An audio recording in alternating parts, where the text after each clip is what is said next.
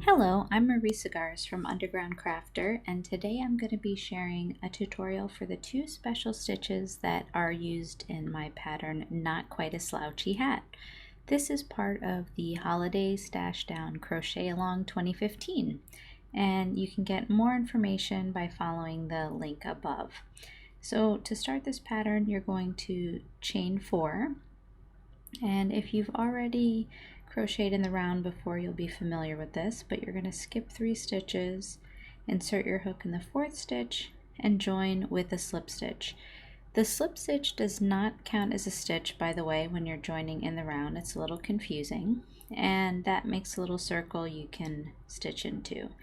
Now we're going to chain 3, which counts as a double crochet, and then we're going to work into that little circle we formed by stitching 11 double crochets into there, and so that will make that whole beginning piece count as 12 double crochets altogether, because that first chain 3 counts as a double crochet as well.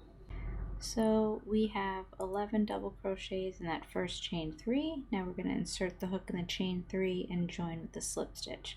So now let's talk about our first special stitch, which is the front post double crochet.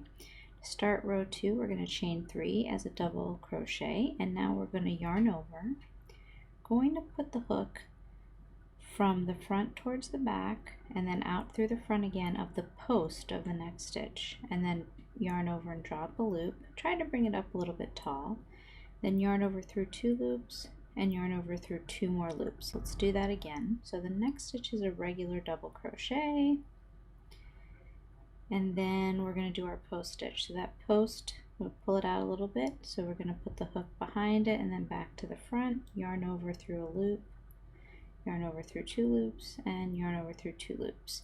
And we're going to keep working this way all around, alternating between a double crochet and then this front post.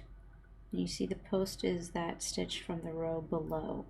So it's really the same as doing a double crochet, but we're just positioning it differently. And at the end of this round, we're going to join with a slip stitch as well. And you can see that the front post double crochets have added this interesting texture all the way around. Now for the next row, it's actually going to be easier to make those. So we're going to start with a chain 3 and then double crochet into the next stitch. But it's easier now to make the posts because they already are popping out from the surface a little bit, so it's real easy to slide your hook into there. So you'll just continue that same process as the pattern directs it.